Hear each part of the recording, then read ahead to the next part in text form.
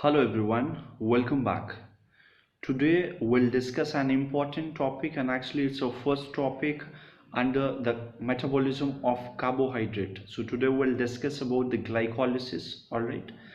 So starting with the glycolysis, what actually the meaning of the glycolysis? Okay, so glycolysis is made up of two words. Glycolysis is made up of two words. The first one is glyco and the second one is what? It's a lysis.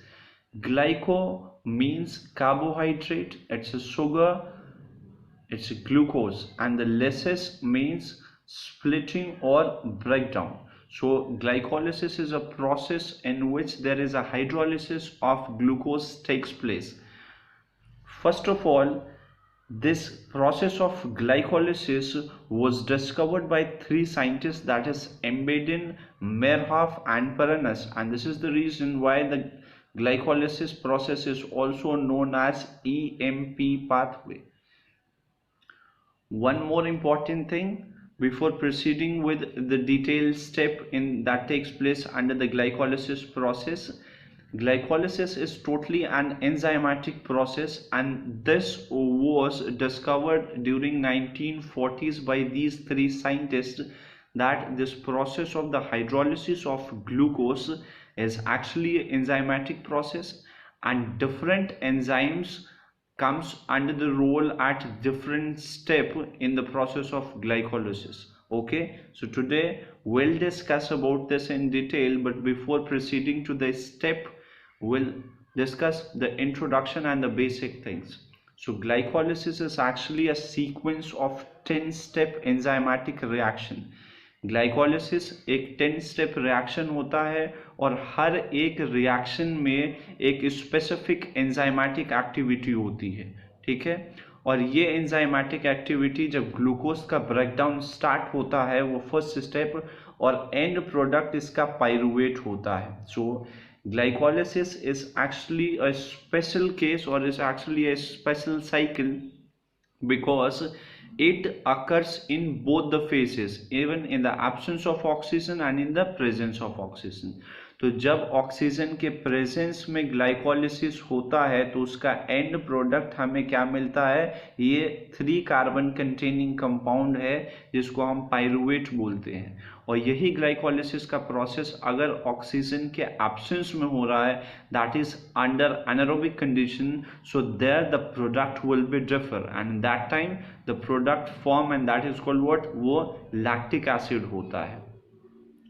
जितने भी enzymes process जो present होते हैं glycolysis को initiate करने के लिए, regulate करने के लिए, ऑप्टिमाइज करने के लिए, वो सारे के सारे एंजाइम्स जो होते हैं वो साइटोप्लाज्म में प्रेजेंट होता है. नीट में सबसे पहला और बेसिक क्वेश्चन अगर इस टॉपिक से आता है, so the first question that the enzymes that place an role in the glycolysis present at which part of the cell, or which component of the cell. So all the enzyme which plays a role in the glycolysis is present in the cytosol. glycolysis cytosol में होता है, cytoplasm में होता है. all right, okay.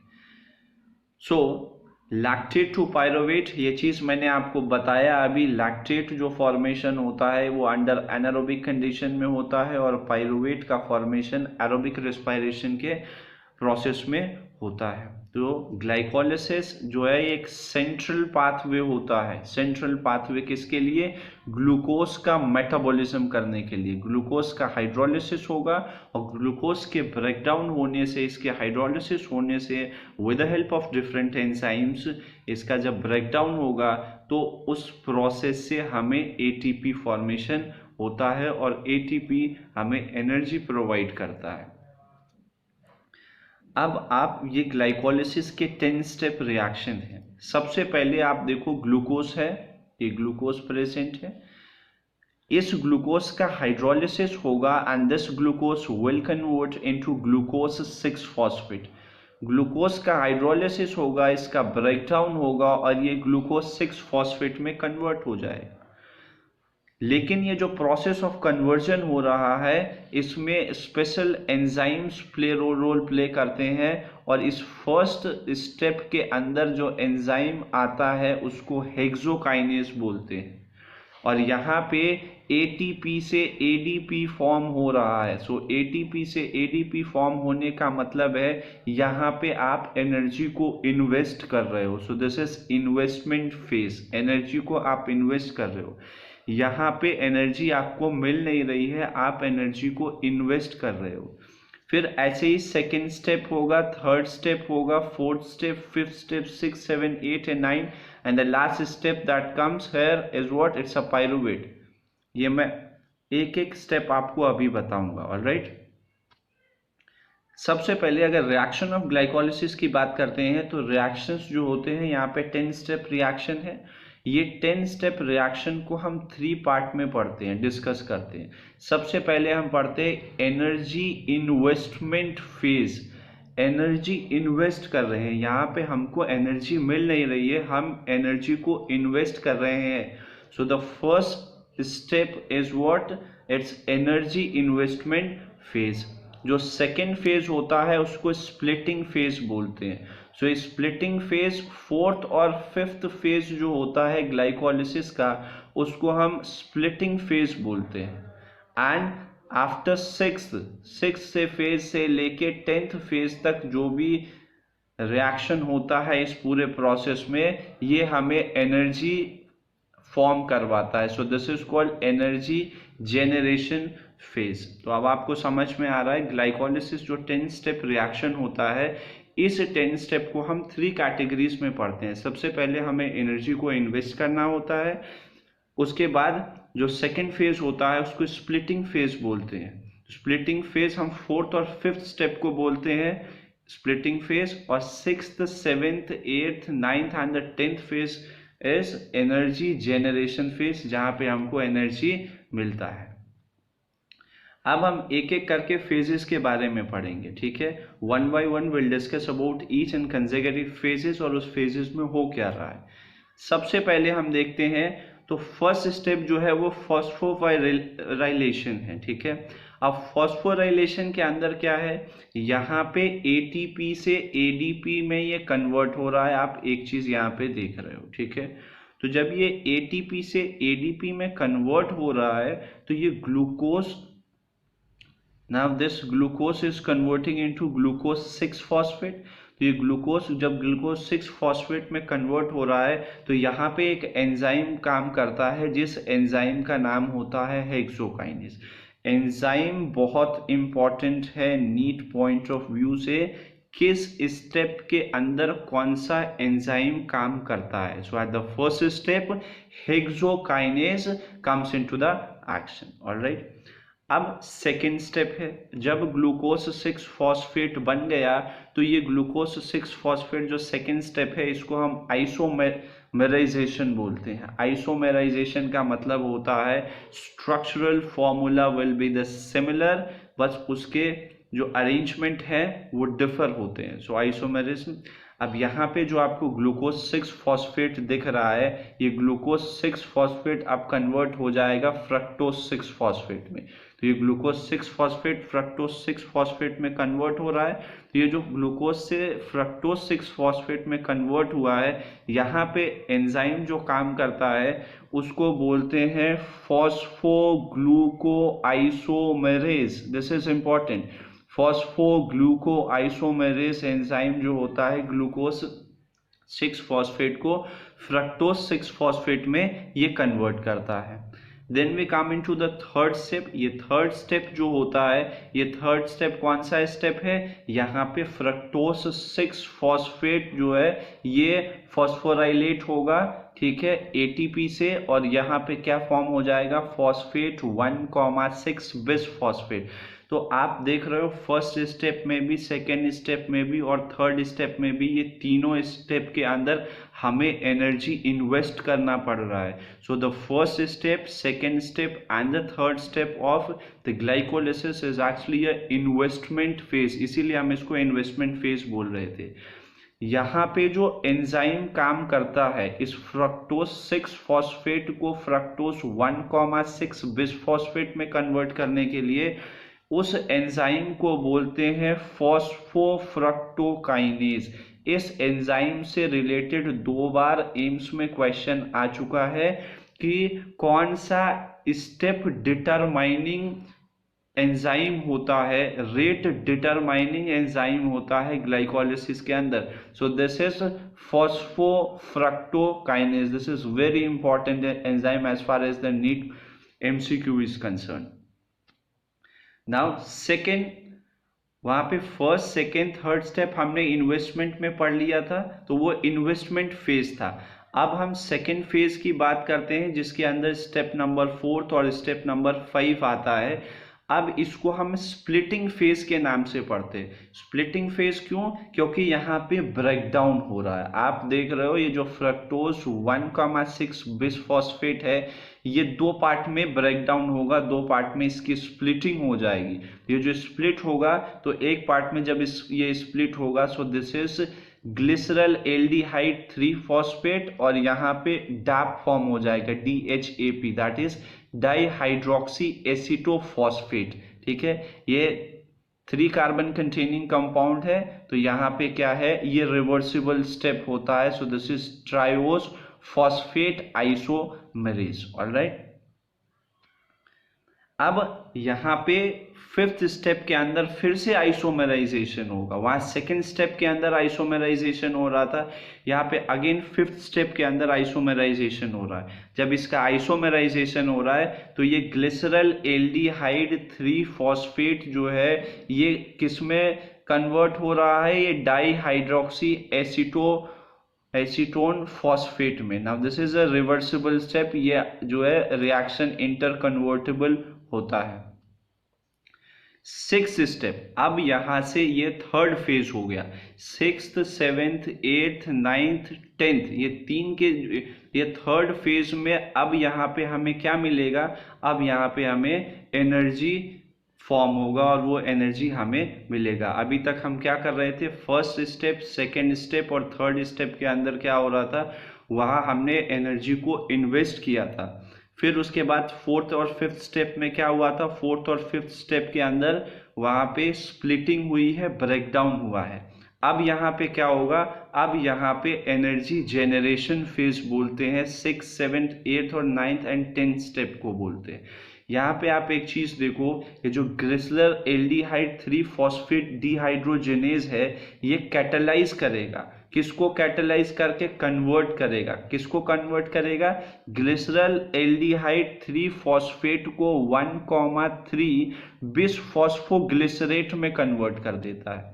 इस step को आप दोबारा से समझो, मैं ये बोल रहा हूं कि यहाँ पे जो ग्लिसरल एल्डिहाइड 3 फॉस्फेट डिहाइड्रोजेनेज है, ये कैटालाइज करेगा और कैटालाइज करने के बाद ये कन्वर्जन करेगा। किसका कन्वर्जन करेगा, ये कन्वर्जन करेगा ग्लिसरल एल्डिहाइड 3 फॉस्फेट को किस में कन्वर्ट कर देगा, 1,3 बिसफॉस्फोग्लिसरेट में ये कन्वर्ट कर देता है। ऑलराइट, तो जब ये कन्वर्ट करेगा तो आप देखो यहाँ पे कन्वर्जन के टाइम में क्या फॉर्म हो रहा है, यहाँ पे हमारे पास NAD+ था और 2 फॉस्फेट के आयन थे। अब ये NAD+ और जो फॉस्फेट के आयन है ये इसको NADH में कन्वर्ट कर देगा। यही NADH जो है यही आगे जाके जब ये माइटोकॉन्ड्रिया के अंदर रिएक्शन करेगा क्रेब्स साइकिल के बाद ETS इलेक्ट्रॉन ट्रांसपोर्ट सिस्टम में, तो वहां पे 1 NADH फॉर्म्स 3 ATP, तो वहां पे ATP फॉर्म होगा। अब यहाँ पे 2 NADH फॉर्म हो रहा है तो वहां पे कितने ATP फॉर्म होंगे, वहां पे 6 ATP फॉर्म होंगे under aerobic condition. Alright, now 7th step. 7th step के अंदर क्या होगा, 7th स्टेप के अंदर ये आगे फिर कन्वर्ट कर देगा 1,3 बिसफॉस्फोग्लिसरेट को, ये कन्वर्ट करेगा किसके अंदर, 3 फॉस्फोग्लिसरेट। अब यहाँ पे फॉस्फोग्लिसरेट को कन्वर्ट कर रहा है तो कन्वर्जन में क्या हो रहा है, आप देखो ये ADP से ATP फॉर्म हो रहा है। जहां पे स्प्लिटिंग हुई थी, जहां पे स्प्लिटिंग हुआ था, ब्रेकडाउन हुआ था, जो कि 4th स्टेप था ग्लाइकोलिसिस का, उस फोर्थ स्टेप ऑफ ग्लाइकोलिसिस के अंदर जो वहां पे उसकी ब्रेकिंग हुई है, वहां उसके बाद जो हमें फर्स्ट एनर्जी जनरेशन मिल रहा है वो इस स्टेप में मिल रहा है। तो इसलिए जब एडीपी से डायरेक्ट एटीपी का सिंथेसिस होता है उसको हम बोलते हैं substrate level of phosphorylation. This is also important thing. Then we have the 8 step. तो 8 स्टेप के अंदर क्या है, अब ये जो 3 फॉस्फोग्लिसरेट है, 3 फॉस्फोग्लिसरेट अब ये 2 फॉस्फोग्लिसरेट के अंदर कन्वर्ट हो जाएगा। और इसके अंदर जो यहाँ पे जो एंजाइम काम करता है that is called phosphoglycerate म्यूटेज। So this enzyme converts this 3 phosphoglycerate into 2 phosphoglycerate which is actually a reversible reaction। ये interconvertible reaction होता है। फिर 9th स्टेप है, यहाँ पे डिहाइड्रेशन होता है। ठीक है, डिहाइड्रेशन किसका होगा, 2 फॉस्फोग्लिसरेट का होगा। तो जो 2 फॉस्फोग्लिसरेट का होगा तो ये फॉस्फोइनॉल पाइरुवेट में फॉर्म हो जाएगा, that is Pep. Okay, and this is also a reversible reaction. अब ये रिवर्सिबल रिएक्शन के बाद क्या है, यहाँ पे ये जो फॉस्फोइनॉल पाइरुवेट फॉर्म हो रहा है 10th स्टेप में, ये फाइनली क्या फॉर्म कर देगा, pyruvate. So under aerobic condition the end product of the glycolysis is pyruvate which is a 3 carbon containing compound। तो 2 मोल ऑफ पाइरुवेट यहाँ पे फॉर्म होगा और यहाँ पे भी एनर्जी फॉर्म होता है जो एटीपी फॉर्म हो रहा है, और इसको सेकेंड सबस्ट्रेट लेवल फॉस्फोराइलेशन बोलते हैं। ठीक है, ये चीज हो गया। अगर आप ओवरऑल देखते हो, ओवरऑल प्रोसेस अगर आप इसको देखोगे तो यहाँ पे क्या है, ग्लाइकोलिसिस के प्रोसेस को क्यों इंपॉर्टेंट है। सबसे पहली बात, ग्लूकोज को ऑक्सीडाइज करके पाइरुवेट में फॉर्म करना, और यही पाइरुवेट जो है अपने आप को कन्वर्ट करके एसिटाइल को बनाएगा, और एसिटाइल को फॉर्म होने के बाद वही एसिटाइल को ये साइटोप्लाज्म से माइटोकॉन्ड्रिया के अंदर चला जाएगा जहाँ पे क्रेब्स साइकिल इनिशिएट होती है, पहली बात। दूसरी बात, ये NAD+ को रिड्यूस करके NADH फॉर्म करता है। यही NADH जब मैट्रिक्स में जाएगा तो इलेक्ट्रॉन ट्रांसपोर्ट सिस्टम में ये ATP सिंथेसाइज करेगा। एक NADH जो होता है वो 3 ATP सिंथेसाइज करते हैं। तो थर्ड वन, ADP से फॉस्फोराइलेट होके ATP फॉर्म होता है। अगर आप टोटल बैलेंस देखते हो कि number of ATP form in the process of glycolysis, तो एरोबिक कंडीशन के अंदर 6 to 8 ग्लूकोज फॉर्म होते हैं अंडर एरोबिक कंडीशन। लेकिन एनारोबिक कंडीशन के अंदर जो ग्लूकोज का फॉर्मेशन, ग्लूकोज के ब्रेकडाउन से ATP का फॉर्मेशन होता है, वो अंडर एरोबिक कंडीशन जो फॉर्म होगा वो सिर्फ और सिर्फ 2 ATP ही फॉर्म होते हैं। तो इसीलिए बोलते हैं कि एरोबिक कंडीशन के अंदर जो ग्लाइकोलिसिस होता है वो ज़्यादा इफिशिएंट होता है as compare to the anaerobic condition. It is because कि एरोबिक कंडीशन के अंदर ATP के प्रोडक्शन का जो नंबर होता है वो ज़्यादा होता है, किसके कंपैरिजन में, एनारोबिक कंडीशन के कंपैरिजन में। और यही एक रीज़न है कि बैक्टीरिया के अंदर ATP या जो प्रोकैरियोट्स होते हैं उनके अंदर ATP का जो सिंथेसिस होता है वो कम होता है as compare to the higher vertebrates like human beings, क्योंकि हमारे अंदर ये जो ATP सिंथेसिस का प्रोसेस है वो तीनों स्टेप में होता है, जो कि ग्लाइकोलिसिस फर्स्ट स्टेप है जो कि साइटोप्लाज्म में होता है, second step is Krebs cycle that takes place in the mitochondria, and the third step that is electron transport system which also takes place in the mitochondria। Okay, तो इसके अंदर जो इंपॉर्टेंट क्वेश्चन जो NEET point of view से आता है, तो first question जो होगा वो फर्स्ट क्वेश्चन पूछते हैं कि ग्लाइकोलिसिस कहाँ पे होता है, तो ये साइटोप्लाज्म में होता है। सेकंड क्वेश्चन ये पूछते हैं कि नेट ATP कितने फॉर्म होते हैं ग्लाइकोलिसिस के अंदर, तो एनारोबिक कंडीशन में 2 फॉर्म होंगे और एरोबिक कंडीशन के अंदर 4 फॉर्म होंगे। ऑलराइट, इसके अलावा अगर वो क्वेश्चन और पूछ सकते हैं तो आपको एंजाइम बेस्ड पूछ सकते हैं कि किस स्टेप में कौन से एंजाइम का रोल होता है। तो enzyme based is very important question, और एम्स में 2 बार क्वेश्चन आया है फॉस्फोफ्रक्टोकाइनेज से रिलेटेड। तो आप इस पूरे को पढ़ो, कोई भी प्रॉब्लम हो आप कमेंट करके पूछ सकते हो। Alright, thank you so much.